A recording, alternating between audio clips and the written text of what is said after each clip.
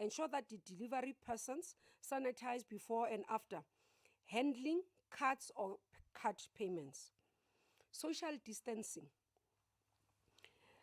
Social distancing must be respected at all times and must, in respect of employees and delivery persons, ensure that employees and delivery persons, where applicable, maintain a distance at least 1.5 meters apart at all times.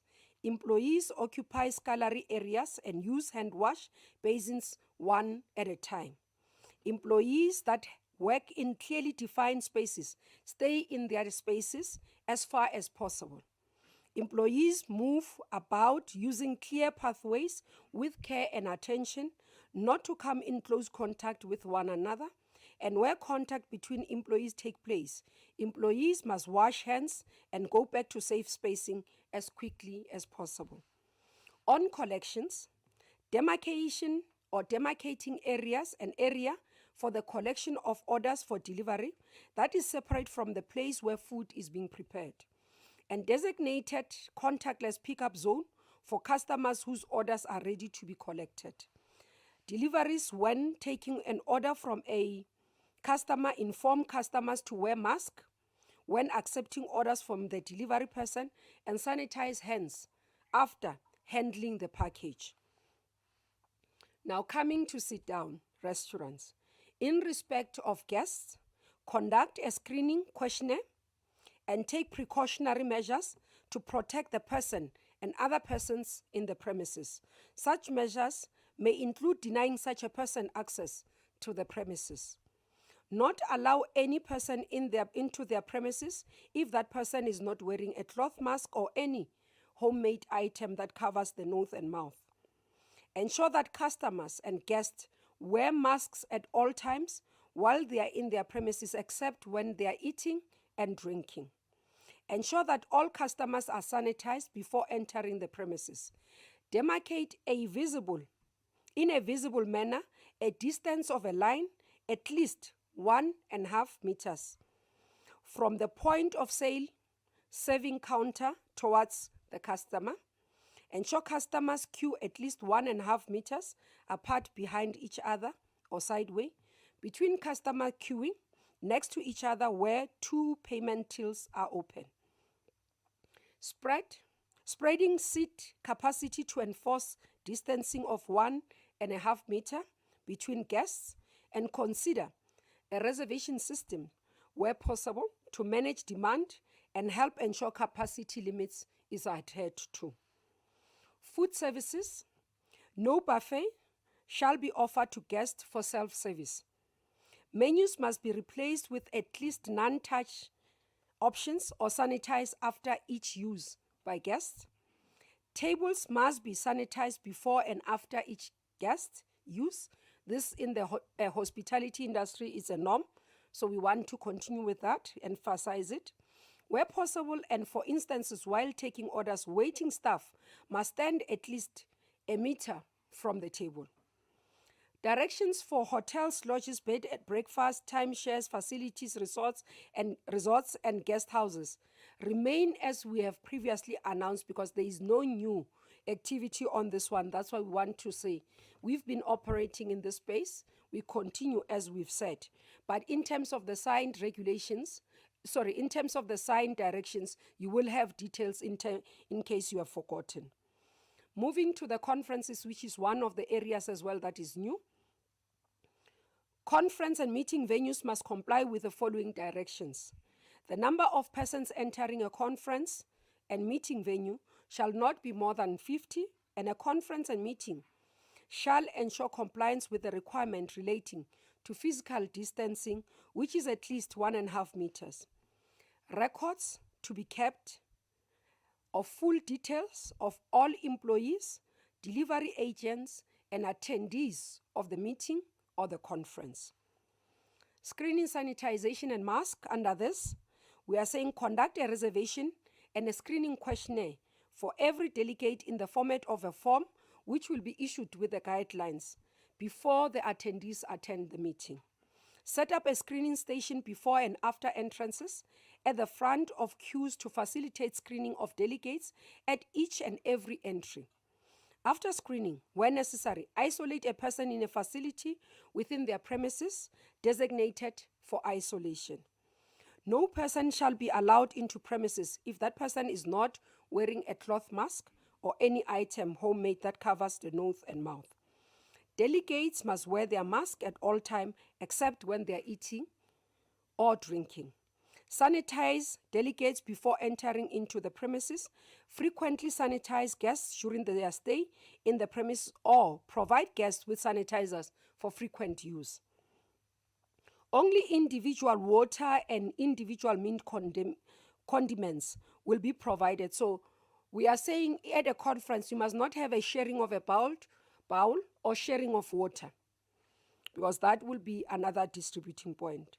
So another area, sanitize microphones and podiums after use by every person, as you see with what we are doing with our media conferences.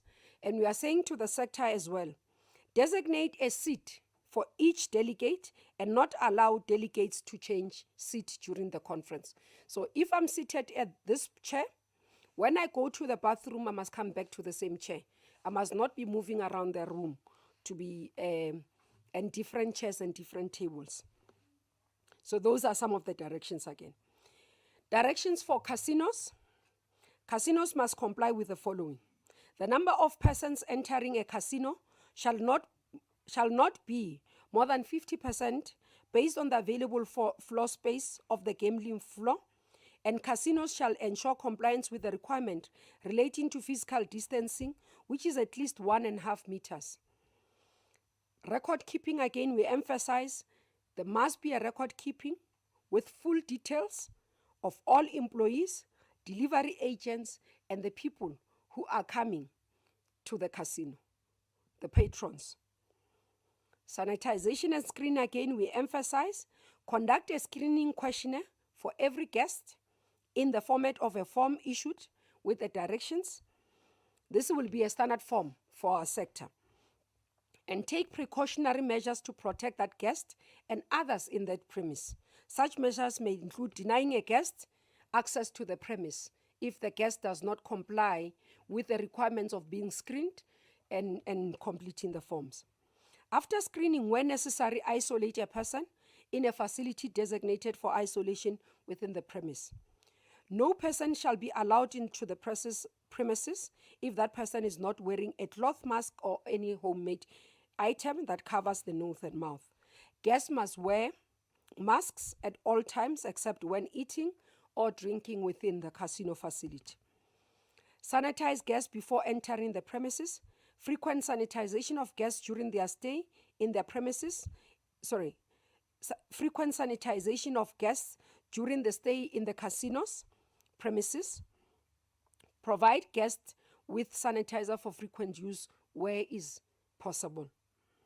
Maintain at least a distance of 1.5 meters between open machines, and sanitize all machines and other surfaces touched after every use, or provide guests with sanitizers to sanitize the surfaces that will be occupied and touched. The directions for the private self-drive excursion. I know that there's been some confusion around leisure travel. This is where the leisure travel activities is. As you note in the regulation, it says leisure travel will be as per level 3. In terms of level 3 leisure travel, it is the activities of self-drive excursion, and those remain unchanged as we announced. Furthermore, in detail for all, restaurants, fast food outlets, coffee shop, hotels, lodges, bed and breakfast, timeshares, facilities, resorts and guest houses, conferences, meetings, including casinos, shall adhere to the following criteria. We all require them in terms of training of the employees. The employer must regularly provide information and train employees and delivery persons on the COVID-19 health protocol issued by the Minister of Health from time to time, including protocols on the following. the procedure related to the use, reuse, and wearing of a mask, the utilization of personal protective equipment, keeping physical distance, basic hygiene practices including the washing of hands, cleaning and disinfecting of equipments and surfaces, contactless operations, package handling, and handling of orders and delivery to customers.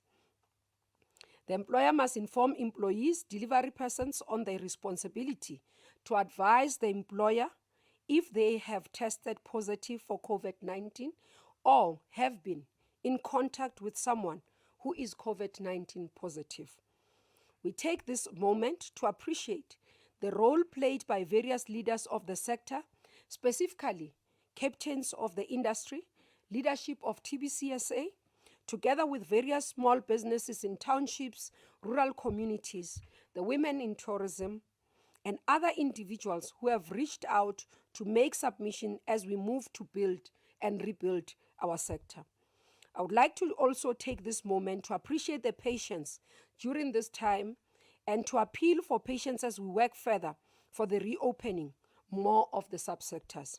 While we are working on the reopening of the sector, one should not lose focus on the health risk of the pandemic, particularly the anxiety by many South Africans as the rate of those infected has exceeded the 100,000 mark, and we are yet to reach out our peak. It has become even more important for all of us to work to adhere to the safety protocols. These regulations and the operations are going to come to effect with effect of Monday next week. Thank you very much.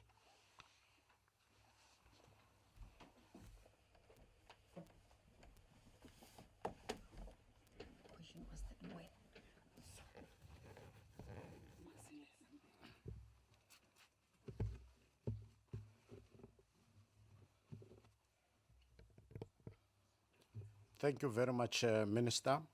We are now going to invite questions. On the WhatsApp line, we have Ignatius Masilela, who will be assisting us with the WhatsApp questions. And on the telephone booth, we have Ishmael Selemane. May I first check with Ishmael, get an indication if we have any calls? Thanks, Chairperson. We don't have calls at the moment. Thank you very much. Can we go to Ignatius Masilela on the WhatsApp? Thank you, Chair. We have Richard from Maidubi Media.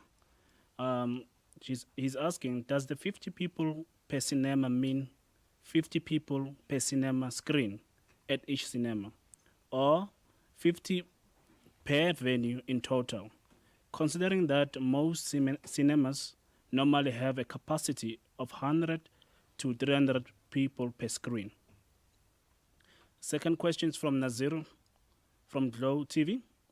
Are conference centers allowed to provide seated meals for delegates? And if yes, will the rules apply the same as that of restaurants? And I have a Christian Duplessis from Network 24. Will alcohol be allowed to be served in the restaurant? And I have Laila Magnus from SABC Radio News. The records that must be kept, what does it entail? Your ID and etc.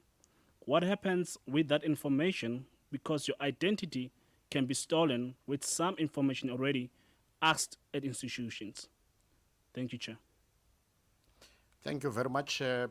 Before we give over to the Minister, can I get an indication if we have any calls? Yes, Chairperson, we do have one call with Tumelo Masitlejo from Tourism Update. Over to you, Tumelo.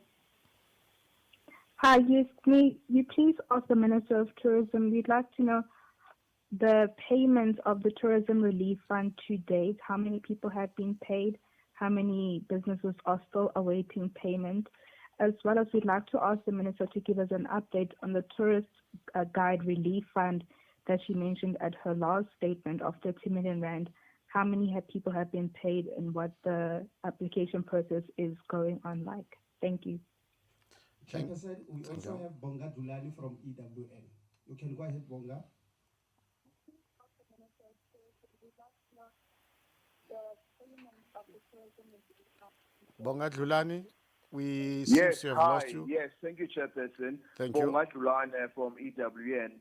Minister, when it comes to hotels, is there a reason why staying over is not allowed, but conferences are? Because there's many hoteliers, restaurateurs who've been saying the regulations are contradictory. So I just want to understand that. And number two, when the regulations start on Monday, does that mean everyone can do that, or do we have to get a special permit or something so that they can be able? Thank you, Bonga. Maybe with this round first, let's give over to the Minister to give us clarity on that. Thank you. Let's start with the DG.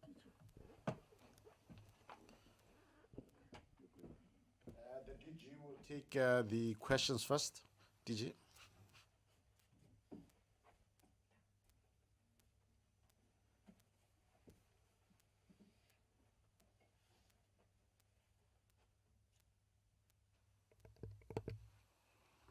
Thank you, Program Director. I will deal with the question with regards to the Tourism Relief Fund. To date, we have paid 2,540 people, businesses, and that amounts to 127 million rands that has gone to these small businesses. We have not started paying off the tourist guides relief. It was recently announced. We have received all the documentation. As you would recall, Minister did state when we announced it that it is going to be based on the registers that are coming from the provinces. So they have provided that information. We are going through the processes of verification. The main thing we are verifying for is to ensure that the individuals that benefit out of that are not necessarily double dipping with the UIF. So we are doing that particular verification. The other aspects that we are dealing with will then be to disbase the money. So we are verifying the cell phones of the people because we intend to actually pay them through a much faster means than to actually go through the bank accounts. I would stop at that. Thank you. Okay. Maybe I might need to go back there.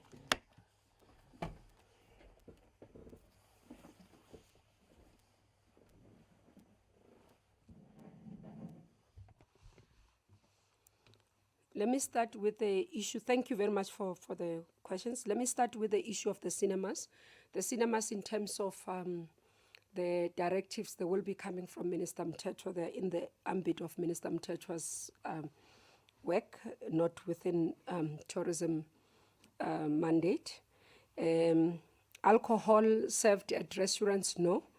We'll wait the serving of alcohol announced by the responsible minister. Alcohol regulations are under trade and industry. So we have the responsibility to open for restaurants. But in terms of alcohol, currently you would note that the country has, the regulations have not changed any status that relates to alcohol. Alcohol continues to be at, you collect and you consume off-site. So with this, that continues. If there are changes, they will be announced through the regulations, and we will be able to assist the sector on how they deal with that particular area from our side. In terms of seated meals for conferences, yes, in terms of those details, they follow the same the strict protocols. No buffets, because they are a source of concern in terms of serving. And actually, from our side, we would encourage type of packaging for conferencing, like in takeaway type, because those have been proven to be safer and allow for conferencing, so that we do not have the spreading. So somebody can eat in a container and then throw away. But we do take cognizance that some of the guys have been raising the issues that relates to costs associated with some of the compliance issues. So we'll continuously work with the sector to ensure that we are cognizant of ensuring that we protect lives, not spreading the virus, but also be able to balance in terms of their operational cost versus what they are able to generate as an income. Then DG dealt with the Tourism Relief Fund and tourism guides. The issue of records being kept. Remember, we follow what the Department of Health has issued. When you arrive, for example, at an airport, part of those information is required. All that information is required. So it's provided for by health. So it's the health screening forms that we have to comply. Yes, it includes your identity number because that's your unique number.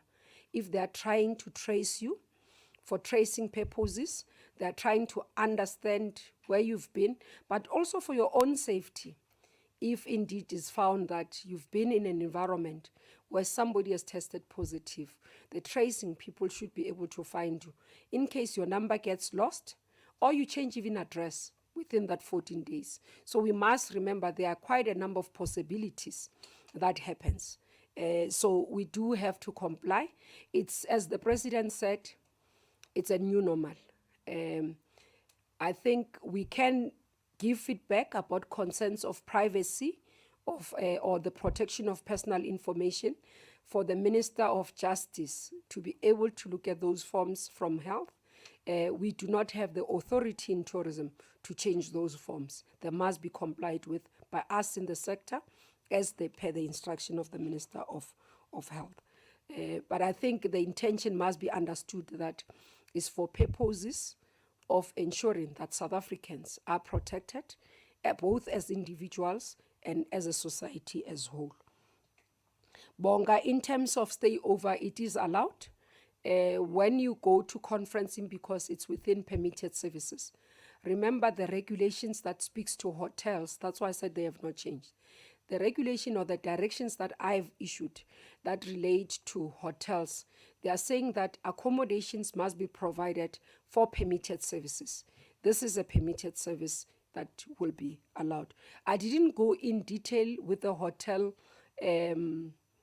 regulation directions because I thought that we already knew.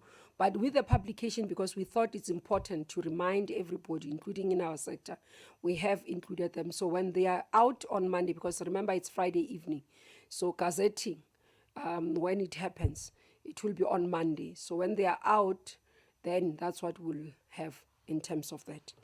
I have answered all the questions that have been given to us. Thank you very much.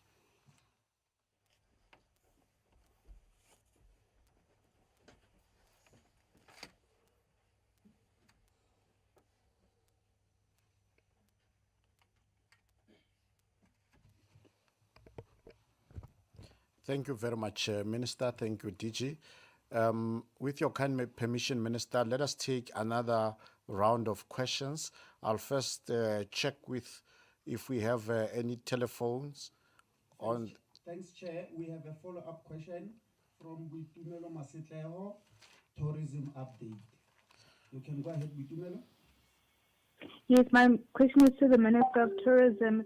Following up, the Minister allowed hunting and gaming activities in her previous statement, but the hunting and gaming activities are not for recreational or trophy hunting, which are the ones that really contribute to the tourism economy. They're only for subsistence hunting. I'd like to ask the Minister, what is the indication in opening up the hunting industry that actually brings in revenue to the tourism industry?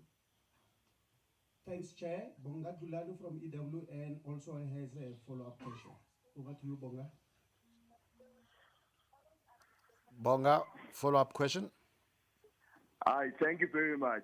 Minister, the Tourism Business Council has said that the lockdown has wiped out over 60 billion rand in tourism in this country since the lockdown has begun. I wanted to find out, do you think the relief fund is enough to save the tourism industry in this country? And also post-COVID-19, how do you think we'll recover if you only have 200 billion rand to save some businesses now even though restaurants, 30% of them apparently have closed permanently because of COVID-19. Thank you. Thank you. Any caller, Ishmael? That's all for now. Thanks, Chair. Thank you very much. Let us go to the WhatsApp line. Ignatius? Thank you, Chair. I have Mbali Tetani from Newsroom Africa.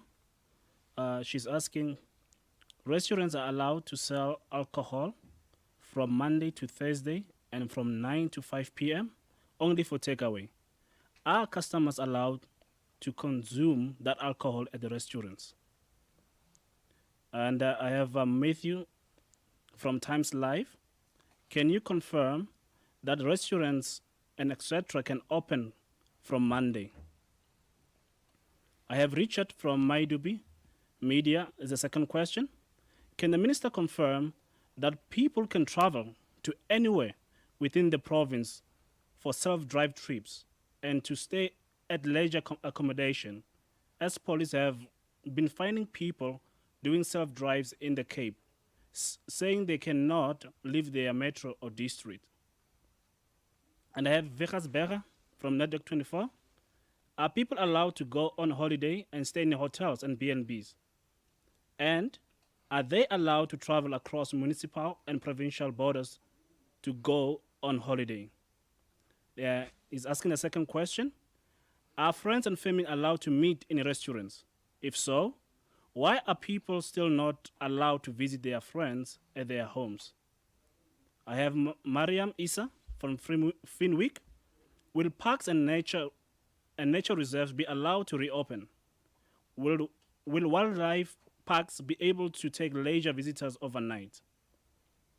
And I have a Christian Duplessis as a second question. How many customers will be allowed in restaurant? Let me just come in there. I think let it be the last one, and the minister responds. I have the last one, Mr. Chair. It's the very last one. Okay. Yes. I have Angelo Coppola, CGNT. Can the minister please confirm that leisure travel is still banned? Thank you very much, Minister.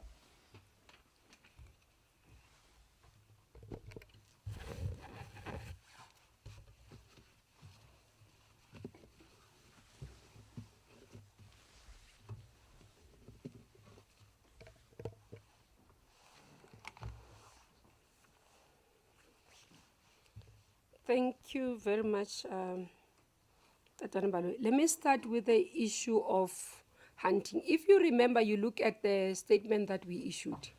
We issued tourism directly activities and tourism related activities. Hunting is tourism related activity that is under Minister Chrissy in terms of the regulation. So the direction. So Minister Chrissy will be the person that issues more details. So we do, because we recognize those because they do play a role in tourism. That's why even on transport we'll do tourism-related activities under transport. For example, when domestic flights were open for business, we spoke about this. I'm just giving you so that you understand when we say, because they are enablers to tourism and activities. It also relates to what I was asked, I think, Fin Week, where it was talking about parks and nature reserve. Those are under Minister Chrissy in terms of the work that needs to be done. But just to explain, when we say leisure, we talk about holiday. So leisure is not yet allowed. Leisure activities, so I can't go with my family and my children, go and book in a hotel for a weekend. It's still not allowed. What has been allowed is business activities or permitted activities. That's why I explained when I was speaking that when you look at the regulations issued last night, you'll find where it says leisure activity as per level 3. Leisure activity mainly is around the self-drive. Self-drive is within the province, but you'd find that, you'd note that, colleagues, there's an issue around hotspots, that they will regularly issue guidelines in terms of those, or even regulations around dealing with those. But within a province, you are allowed to do a self-drive, but they will not be able to accommodate you because you are a leisure. Accommodation for leisure is not yet allowed. So that's what I needed to explain, because quite a number of questions are confusing the issue around leisure. Other questions, colleagues, I need to stick to my mandate as Minister of Tourism. The other question will relate broadly in terms of why people can't go where visiting families are not tourism activities. So I deal with tourism activities and related activities. That's my mandate. I don't want to overstep my mark or do an overtime of work that is not paid. So I must stick to my mandate. Alcohol, yes, it's still within takeaway. No alcohol consumption on site.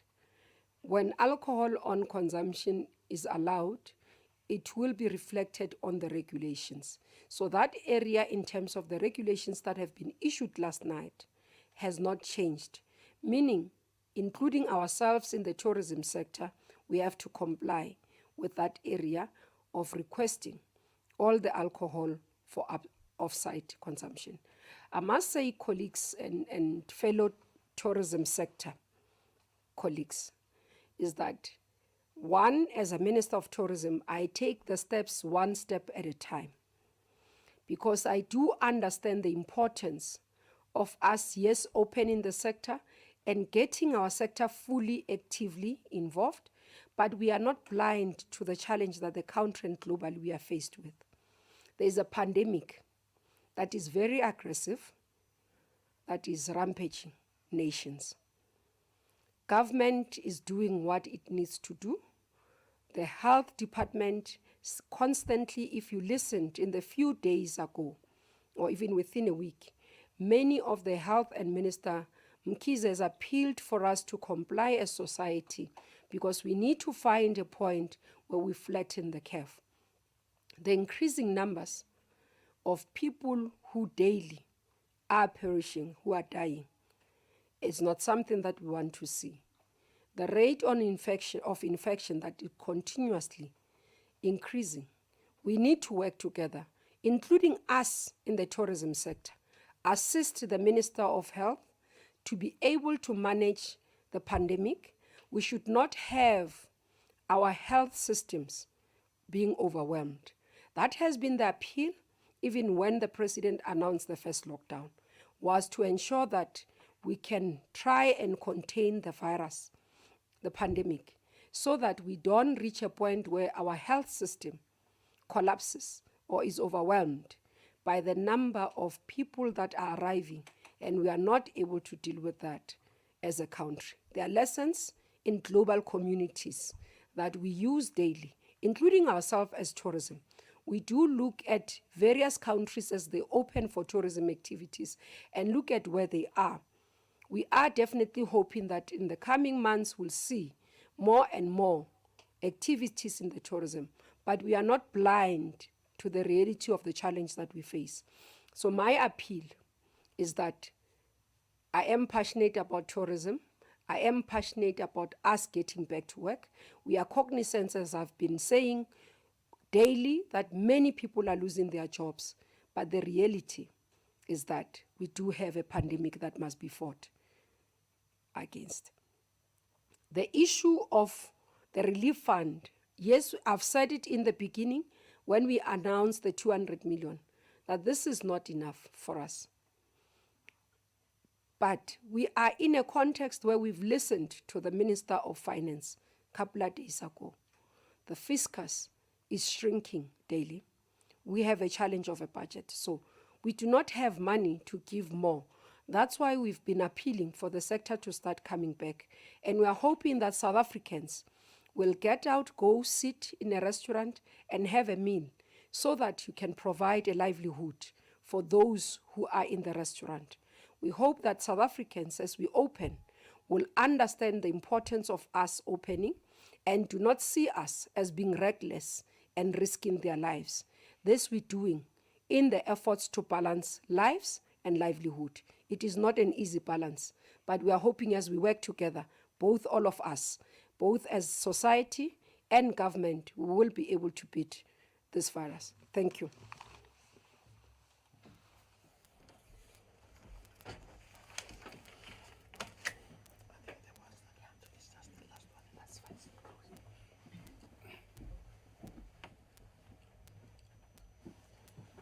very much, Minister. I think, Minister, you have answered most of the burning questions that were asked, but we'll just take now the very last round before we close the briefing. Any other questions? Let's start first with the SMS questions. Do you have any calls? Yes, Chairperson, we have Borin from Travel Weekly. You can go ahead, Borin.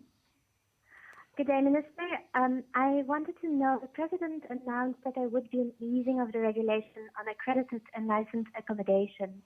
Now it seems that there is no change to those regulations for accommodations.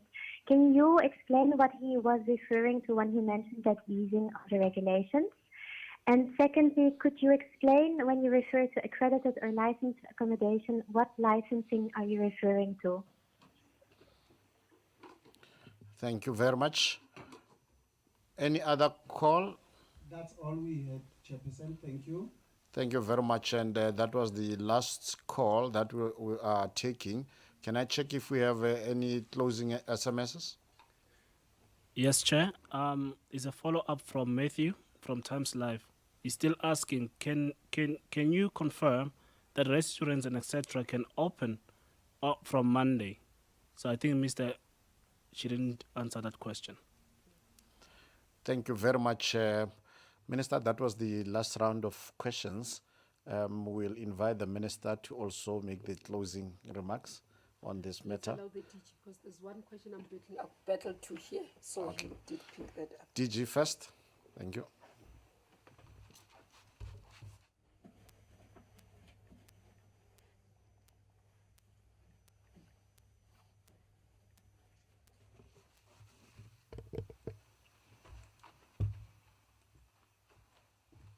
It's a good practice for conferencing. The question was in relation to Program Director. It was in relation to the issue of accommodation, and specifically it seeks to understand what is meant by permitted accommodation facilities, so to say. Now, we're talking about accommodation that is business that is in the accommodation space, not, if you saw in the regulations, not the sharing of homes. So these are people that are zoned as accommodation providers for commercial purposes, and that would be done by their municipalities and so on. So they are in the business of provision of accommodation, as opposed to someone who is basically in the activity of home sharing, which is not necessarily a business. So you're in your own home and you are actually receiving people that would also share that home with you. That is not as yet opened. So what has been opened is the accommodation facilities that happen to be in the business of accommodation and appropriately zoned as such. Thank you.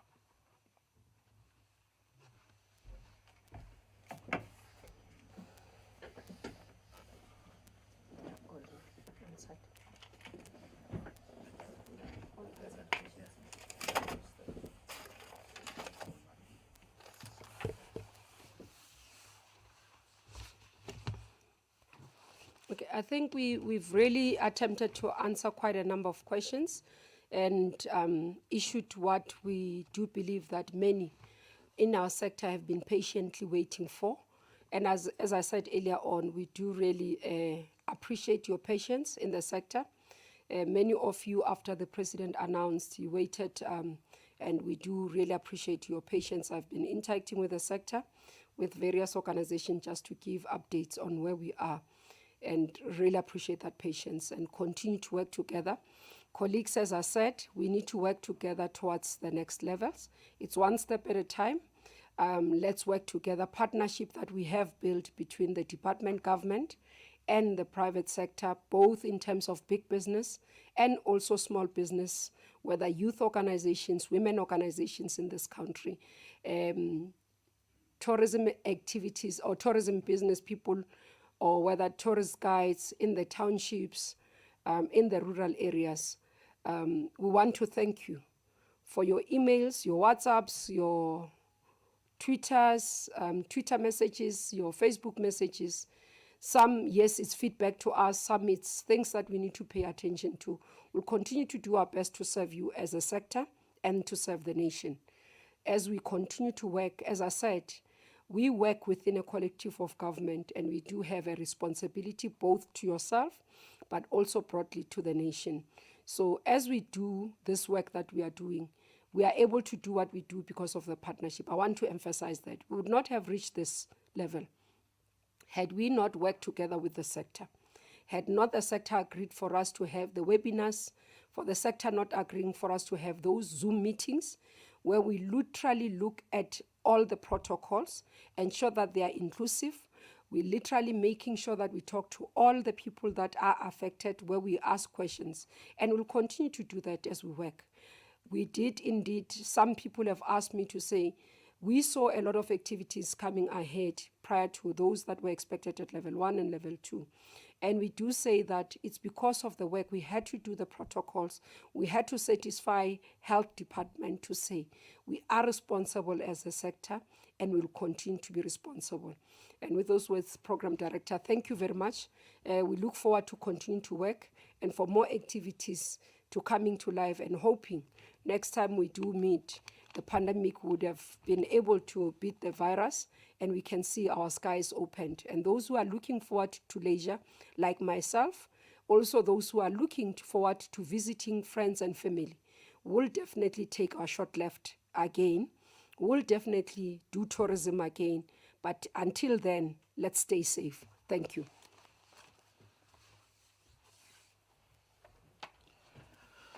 As we come to the end of this press briefing, let me remind all at home, all South Africans, that the message of government is still very clear.